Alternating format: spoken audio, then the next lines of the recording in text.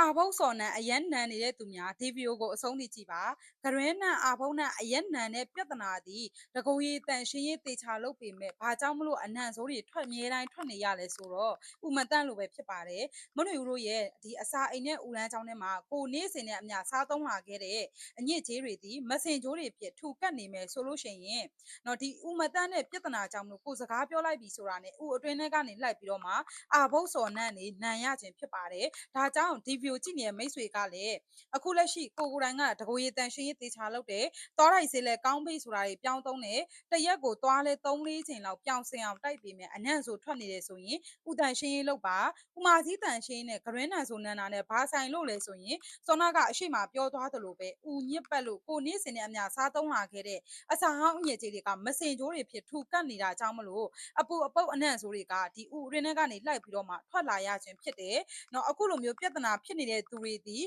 ဝမ်းချုပ်တဲ့သူတွေမှာပို့ပြီးတော့အဖြစ်များတယ်ပေါ့ဝမ်းချုပ်ခြင်းရဲ့နောက်ဆက်တွဲကဥမတန့်မှုဥမတန့်ခြင်းရဲ့နောက်ဆက်တွဲသည်ဒီလိုမျိုးဂရင်းနံဆိုးတွေထွက်တာတွေလူပိန်ပြီးတော့မှဘိုက်ကွက်ပူလာတာတွေအစားအများကြီးမစားနိုင်တော့ဘဲနဲ့ရင်ပြည့်ရင်ကဲဖြစ်လာတာတွေဒီပြဿနာတွေကြုံရလာတာပဲဖြစ်ပါတယ်ဒါကြောင့်မိတ်ဆွေတို့အနေနဲ့အာဘုံနံဆိုအရှင်းပြောက်ချင်တယ်ဆိုရင်တကိုရီတန်ရှင်းရေးလေတေချာလို့ကိုယ့်ရဲ့အပြင်ပိုင်းတန်ရှင်းရေးပဲမဟုတ်ဘဲနဲ့အတွင်းပိုင်းတန်ရှင်းရေးကိုလည်းဥတန့်ပေးတင်ပါတယ်အဲ့တော့မနှွေဦးရေဥတန့်ပေးတာကဟုတ်ပြီဘလို့ဥတန့်ပေးရမလဲဥမာကြီးတန်ရှင်းရေးဆိုတာအခုမှပဲကြားဘူးတာပါဆိုတဲ့သူများတဘာဝနီလန်ကောင်းလေးတွေအများကြီးပဲရှိတယ်ငွေအများကြီးမကုန်စေတဲ့အိမ်တွင်းနီလန်ကောင်းလေးတွေထပ်ပြီးတော့ပြောပြပေးမယ်မနှွေဦးတို့နံပါတ်1ကင်မွန်းချင်ရွက်ချက်စားကြော်ပြီးတော့ပဲဆက်ဆက်ချက်ပြီးတော့ပဲစားစားကင်မွန်းချင်ရွက်ဒီအစာအိမ်ဦးနံရံမှာကတ်နေတဲ့အညစ်အကြေးအစိတ်တောက်တွေကိုကွာကြပြောကြနိုင်စွမ်းရှိတယ်နောက်ထပ်နံပါတ်2အနေနဲ့ဆိုလို့ရှိရင် detox water လို့ခေါ်တဲ့သခွားသည်တံပရာသည်ပူစီနံတံမျိုးသည်ဆိုလည်းရတယ်အဂျင်းထည့်လည်းရတယ်ပေါ့ဒီအသီးရွက်လေး3မျိုးလောက်ကိုကိုတောင်းမဲ့ရေဖန်ခွက်လေးထဲမှာသို့မဟုတ်ရေဘူးထဲမှာ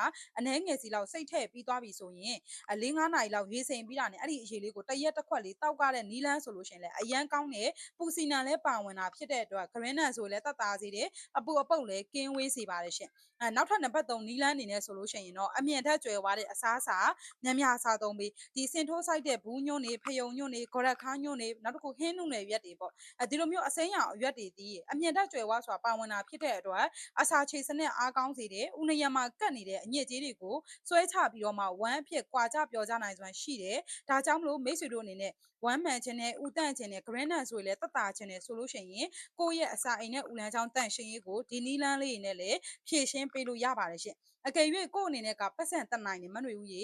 အချိန်အများကြီးပဲပေးခြင်းမူအလုပ်အရန်များတာဖြစ်တဲ့အတွက်ချက်ပြုတ်စားတောက်ဖို့လည်းအချိန်မပေးနိုင်ဘူးဆိုလို့ရှိရင်တစ်လားလောက်ပဲအချိန်ပေးုံနဲ့ဒီဂရင်းနံဆိုရင်လုံးဝတက်တာသွားမယ်ဆိုလို့ရှိရင်သုံးဆွဲကြမှာလားအဲ့ဒါလေးကတော့ဒီဂျိုလီဖြစ်ထွက်စာပဲဖြစ်တယ်သွေးတိုးစီးကြိုနှလုံးရောဂါသမားတွေကအစားသုံးဆွဲပေးလို့ရတယ်အဆိုင်ဦးလန်းချောင်းတန်ရှင်းထိထိရောက်လုပ်ပေးတယ်ဘိုက်ချက်စေမယ်ဝမ်းမှန်စေမယ်အနံ့ဆိုတွေကင်းဝေးစေပါတယ်ရှင်ထိုင်းမြန်မာပစ္စည်းရောက်ငွေချေပို့ဆောင်ပေးပါတယ်လိုအပ်မှဝယ်ပါမလိုအပ်ရင်မဝယ်ပါနဲ့မနှွေဦးအနေနဲ့အတင်းထိုးပြီးတော့မရောင်းဘူးပေါ့နော်ဒီအကောင့်ထဲမှာတဘာဝနီလန်းလေးမျှဝေပေးထားဖြစ်တဲ့အတွက်သွားပြီးတော့လည်းကြည့်လို့ရပါတယ်ဒီဗီဒီယိုလေးကမိတ်ဆွေတို့အတွက်အကျိုးတစ်စုံတရာရှိခဲ့တယ်ဆိုလို့ရှင်လဲ comment မှာ yes လို့ရေးခဲ့ပေးလို့ရပါတယ်ရှင်ကျေးဇူးအများကြီးတင်ပါတယ်